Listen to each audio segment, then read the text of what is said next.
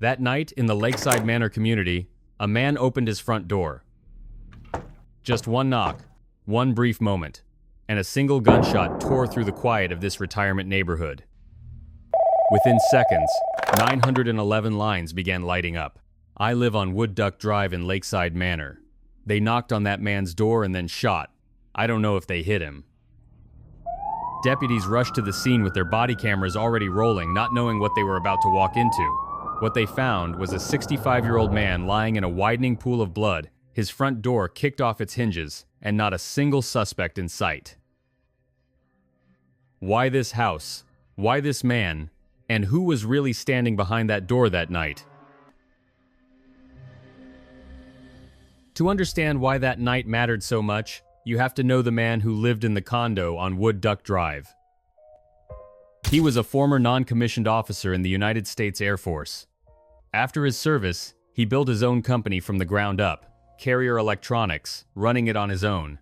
Neighbors described him as quiet, reserved, not someone who socialized much. But if anyone needed help, he showed up. A young woman would occasionally stop by, likely his daughter, neighbors assumed. Later, his family told investigators one sentence that said everything. If they had just asked, he would have given it to them. That's the kind of man he was. This wasn't someone with enemies. This wasn't someone with a complicated past. This was a normal man, living a normal life, in a normal neighborhood. So why did someone knock on his door that night? The 911 call came in at 9:09 p.m. The woman on the line was shaking, her voice breathless. She didn't know the victim's name. All she knew was that someone had knocked on the man's door, then fired a shot, then ran toward Green River Road and disappeared into the dark. Evansville 911. Yes, I live on Wood Duck Drive out here in Lakeside Manor. They knocked on this guy's door, and they fired a gun. I don't know. Oh, God, no. I don't know what I don't know what his name is. Okay. So they went which way? They went when they got out on the street, like they were going to go back down to Green River Road. Okay.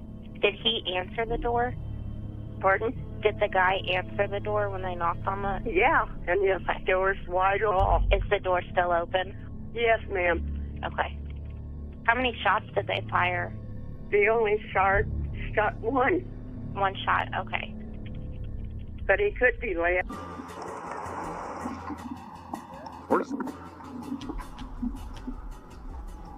Where they at? Right down there, remember that door's open? On this side?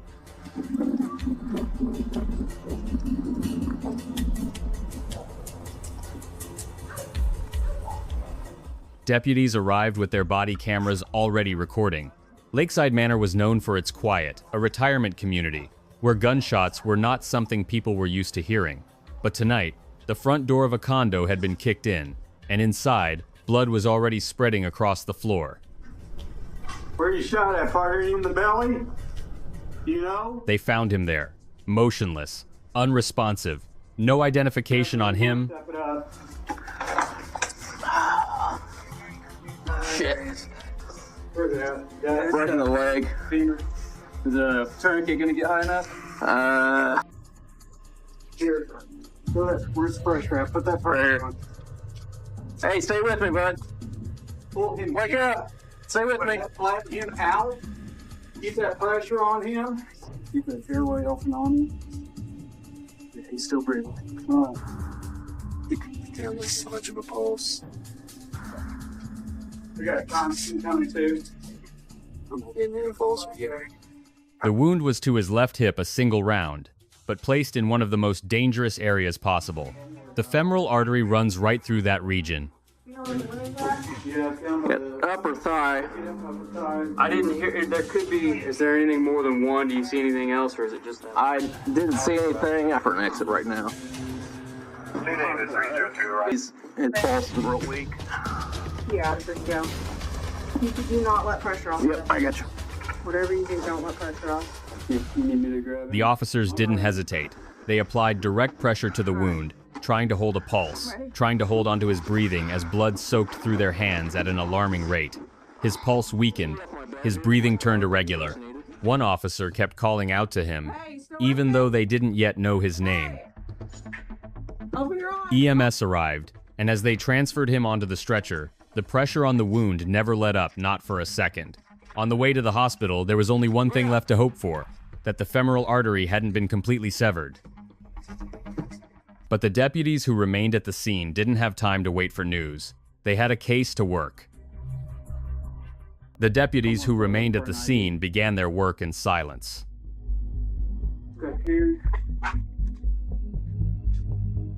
Even male. No male. Carrier Junior. So we can get a date of birth.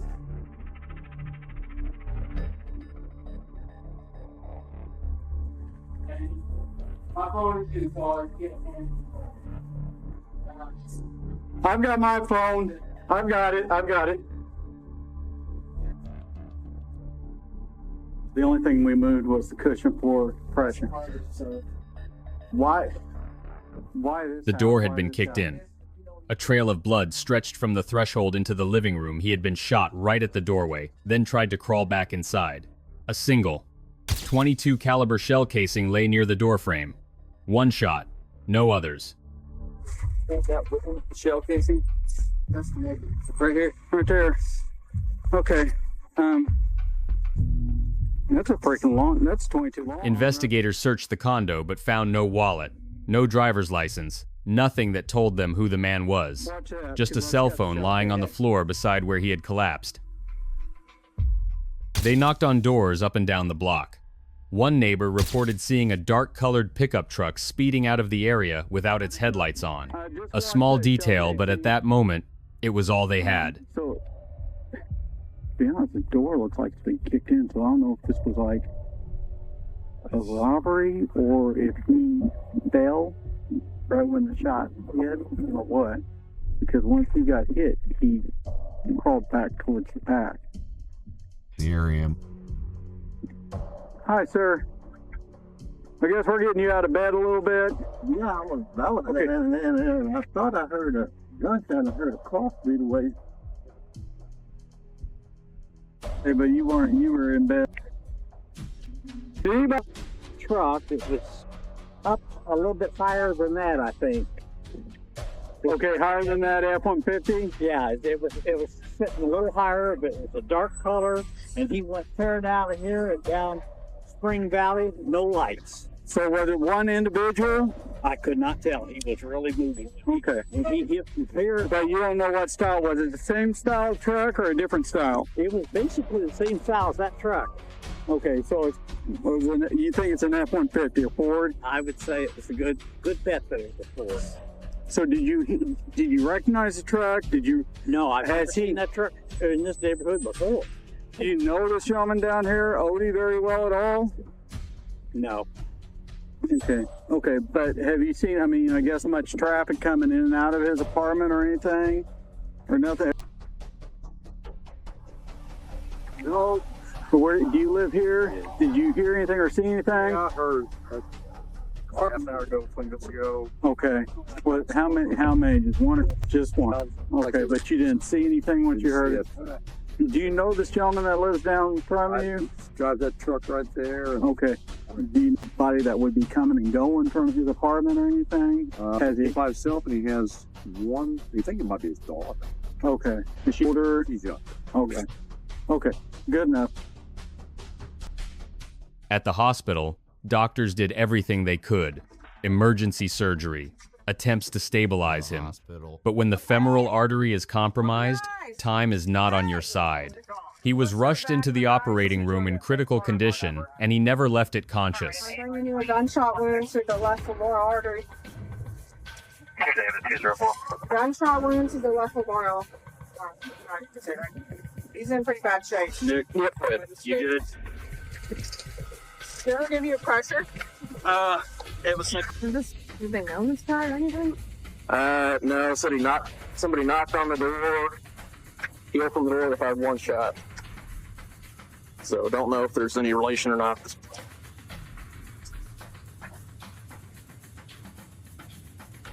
You got that? Yeah. It didn't pack very well, but it seems to be not.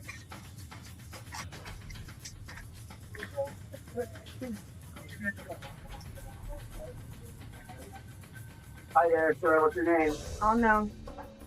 It's not left femoral on the side. Okay. I've been holding pressure on it first. Haven't been able to get a blood pressure, no IV. What access do we have? Back, tried a couple times. All right. Let's get an eye. Tried an eye too. I'm gonna put in a big line. All right. I need it. All right. Somebody following you good over there? Yeah, let's do it. Okay. Yeah. All right. Shot in. Oh. I didn't. All right. Let's have a shot. No, he's not shot. Okay. He's turned on dragging, so I'm gonna give it to that. Okay. Help him. You start talking from the low school. We will. All right. I need a Do it. Do you have anything? No, you have basketball shorts on. I don't think there was anything. Can you turn that off for me? His death turned that night into a homicide investigation. And the phone on the floor, the only thing he left behind, might be the only key to finding answers. The victim's phone was the first thing detectives examined. And almost immediately, they found what they needed: a text conversation with someone saved as Taylor, sent less than an hour before he was shot. That person was on their way to his house. They had arranged to meet that night. But who was Taylor? The name on the screen didn't mean much. The number did. When detectives traced it back, they discovered the phone was registered to a man named Zariah Lamani. Not a woman, not Taylor, a man who had been released from prison on October 31, less than 2 weeks before the shooting. The immediate question, was he posing as a woman to lure the victim, or was someone else using his phone? They didn't have the answer yet, but they wouldn't have to wait long. Can you roll down this window? Right now. Around 2:30 a.m. that same night, patrol officers in another part of the city stopped a dark-colored pickup truck. No headlights, excessive speed. It matched the neighbor's description. Well, here's what's going to happen. I'm going to have you step out first, okay? You can set that phone down. I'll walk. Okay, yeah, y'all walk. Do you have anything on you need to know about? Okay. Just keep your hands out of your pockets for me. Just turn around, face that way for me. Face the truck. There you go. What's your name? Put your hands on your head. Listen. Okay. Nothing illegal on you? No weapons or... 3 people were inside: a driver, a front passenger, and someone in the back seat. When the officer ran their information, one name made everything stop. The front passenger was Zariah Lamani, the owner of the phone Taylor had used to message the victim. Is there anybody? Paperwork in that bag? I'm looking. There's some prescription bottles. 1, 2... Just one and some weed. There. Unless I'm just seeing things. The mood shifted instantly. This was no longer a routine traffic stop. Holy shit. Yeah, I missed that one. Honestly. All 3 were ordered out of the vehicle. You're right. During the search, officers found a .22 caliber Kel-Tec handgun under one of the seats, the same caliber as the casing recovered at the scene just hours earlier. Find serial number. Zariah Lamani, Michaela Scarborough, and Connor Johnson were placed in handcuffs and transported to the station. They handcuff him. Yeah, turn around, put your hands behind your back. Yeah, I'm saying. Everybody goes to me. So what is in this damn truck? My one is my phone. You heard what they said? Huh? Oh my God! What the hell is that on me? The station, just before 3 a.m. 3 people, 3 separate rooms. Lamani was questioned first. He denied. He deflected. He played the familiar game of someone who had sat across an interrogation table before. But when detectives boxed him in with the phone records, he finally admitted the phone was his, but he had sold it to Michaela the month before. I mean, it's probably the biggest thing that happened to you last night. So we can just cut right to that and not go through this whole not knowing what it is thing. So. What's the biggest thing that happened to me? You know what happened? You tell me You were what there happened. when a guy got shot. Who got shot? And tell me exactly what happened. And put yourself in the best light, or you want to continue down this path of just playing like you don't know what's going on, and all the evidence will embarrass you because you're not telling the truth. What am I lying about? You were there when this guy got shot last night. So what happened? I was not there. Yes, you were. You were standing right outside the apartment. Now, I don't think you went there to try and shoot somebody, but I mean, is that what's happened? Who says I was there? I am, based off of my entire investigation, okay? You got, people that saw the incident happen, phone records, Facebook, social media, put everything together. I work third shift. I've been working since last night. Mm-hmm. What phone records? Again, if you don't want to talk to me about it, that's fine, but I know you're there, so I want to get your side of the story. So the question is, were you there setting up, trying to shoot somebody? Did something get out of hand? I just want to hear what the story is. I don't, listen. What do you mean phone records? That's my job. We get everything. But I bought it and then I sold it to Michaela. Sold it to her. Okay. What's the number on that one?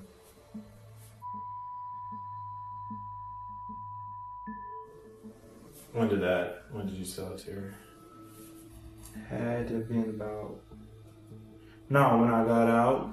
For real. This last time, it was last month you just got out? October 31st. Okay. So it had to been October 2nd because I didn't have any money. Okay. Cool. Thank you. Alright, well, he's going to get you that water and then we'll... That answer shifted every eye toward the girl sitting in the next room. Michaela Scarborough was a juvenile. Her father was called in, seated beside her, worry written across his face. Michaela denied everything, voice steady, eyes locked forward. But as the detective began laying out the evidence piece by piece, that composure started to crack. She turned to her father, lowering her voice, but not enough. Discuss in private, and then when you're ready, then we can go from there, okay? So just both of you guys want to read along there. It just says, before you ask any questions, you must understand your rights. You do have the right to remain silent. Anything you say can be used against you in court. You have the right to talk to a lawyer for advice without anyone, including a police officer, being present before we ask you any questions, and have the attorney with you during questioning if you wish.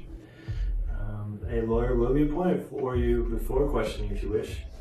If you decide to answer questions now without a lawyer present, you still have the right to stop answering at any time. You also have the right to stop answering at any time until you talk to a lawyer. As a juvenile, you have the right to talk with your parent, guardian, or custodian without a police officer present before any questioning, and to have them with you during such questioning. Them meaning your parent, not me. That's right. Not this time. Okay, so I just want to give you guys a chance to discuss about anything. You got anything to fucking do with them weapons now? I don't want. Nope. There's the only chance we're gonna get you a fucking lawyer to keep you out of fucking jail. Other than that, you're gonna go to jail. I mean, do you if they have any proof that those are your weapons. They're not my weapons. Where the hell am I gonna get a gun from, Dad? I'm asking you.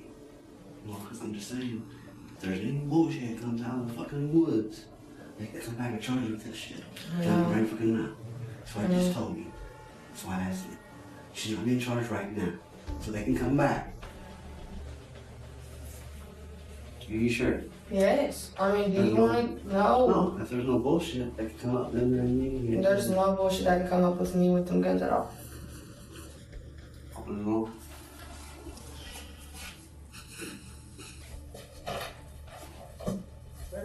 Yeah. Obviously, you got stopped yesterday. Yeah, I wasn't sure what all went down. I know they were pulled over and then they found a couple weapons and marijuana. Right. I didn't know who was charged. I think I was arrested. Or... Yeah, so I think the main issue with that stop with you was just that you don't have a license. I don't think you didn't get any other charges, right? Yeah, they charged her with driving and never receiving a license. That's what she was charged with. And everything that deals with just misdemeanors, okay? That's not really what I typically deal with. She don't even be driving. Yeah, I mean, I'm not really too worried about that, but and here's the thing, you gotta think. I work third shift, so this is not the time when I work. I go in at 9 o'clock at night, so we had a shooting last night, and on River Road. With this, so your best thing is to just acknowledge that number one, you're a juvenile, which is probably the best thing I'm working for you in this situation, and you know, come clean with exactly what happened, because I already know what happened. So. She was involved with the shooting part. Yes. What happened is the victim was receiving text message and... No, they're lying. No. I need to stop this conversation, sir. That's Don't absolutely say fine. another word. That's absolutely fine, so... I'm sorry about that, but I did not know that. I was not aware of none of this whenever I picked her up last night. Me either. So I am Y'all very stressing shocked. me out. Yeah, well, I apologize for you not being I don't home take with your offense, family, because I'm very mad about the family part, and I don't understand this. I respect your rights. Ask Natalie. I just asked you, was there any I know, and I told you no. no. Ask Natalie. Dad, I swear to This God. sir's not gonna lie to me. Dad, they have no evidence that I was there to earn any of that. They have. The detective watched quietly. Innocent people don't need to convince their parents the police have nothing. She's not involved. She's sick, so Okay. you're going. Okay, can we go? Absolutely. I mean, I just want to get this shit over with. Like I said, Dad. I love you. I don't know what else to tell you. I don't know what else to tell you. I didn't do it. That's all that matters.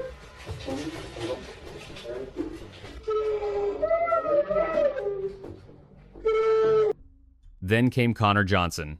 No prior record. No reason to dig in. The detective removed his handcuffs, sat down across from him, and told him the truth the evidence was already there. The only question left was how he wanted his side of the story told. Hey, Connor, right? Hey, my name's Peter. I'm a detective. Let me get the cuffs off. Rip the Band-Aid off. Let's talk about the incident that you know I'm here to talk to you about. About the shooting or whatever? Right. So I just knew Caleb was there. So I got there. I walked up to the door. I heard him. I heard him and her in there. She was saying, "Let me go. Let me go. Let me go." That's all I heard. And I was getting mad. And then I kicked the door one time and it came open and he was right there and I just pointed the gun and I just went blank. Connor started talking. He claimed he heard Michaela screaming inside, that he kicked the door in to rescue her, and when the door flew open, he fired out of fear. I'm just trying to understand exactly what happened, because I can just kind of explain your thought process. I saw the text to Michaela's number. I know it's Michaela's number. And she was texting with that guy. So we got the 911 call at 9:09. Okay. The detective listened, nodded, then asked one simple question. If Michaela was in danger inside, why was she still texting the victim normally just 14 minutes before the 911 call? There wasn't enough time for that story to happen. Find a ride and get all the way over there. Okay. Connor didn't have an answer. You all went there together from the start, didn't you? A pause. Then he nodded. Discuss exactly what it was. I mean, understanding you made a mistake, and we don't want to compound it by muddying the waters here. I'm not trying to lie. I'm not trying to lie. I'm not like this. Okay. I'm good. So were you already up there? When you guys went up there together? Yeah. Okay. I appreciate you telling me the truth. That's the right thing to do. Okay, because we're gonna figure it out anyway. So, what was the actual plan? More, but he didn't. So he was trying to, I guess, like not let it leave. You opened the door. Said you kind of busted in there. What did you see when you came in? I didn't even go in his house. I kicked the door and he was right there. And then she ran out. And like as soon as I kicked the door, like he started doing that. I don't know if it was his phone or what, but it was like that. And he was just, but I didn't aim at his head or his chest. Yeah. I mean, obviously that's where the most vital things are. So. And I think that shows that you weren't trying to kill the guy. So you said you don't know what happened to the money, you never saw any of it. So did you guys discuss what you would say if the police asked you about this? Okay. We don't talk about none of that. Mm-hmm. But y'all know how it is about police and I know. and the people I hang around. Like, I wouldn't race like this. Yeah, I believe it.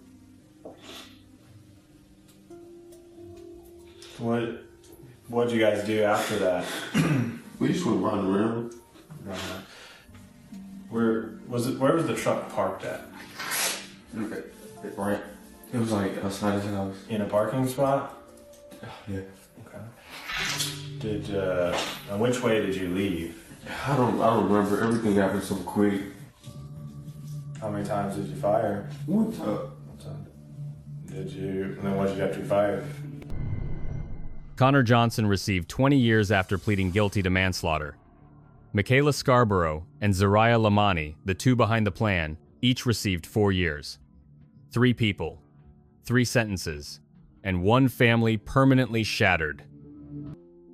The victim's family attended every hearing. They sat there, looking directly at the people who took their loved one away.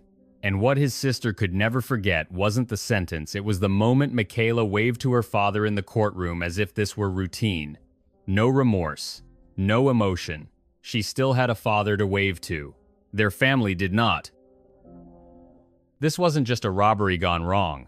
It was proof that a completely innocent man can lose his life simply for opening his front door to people who never knew his name and never cared to.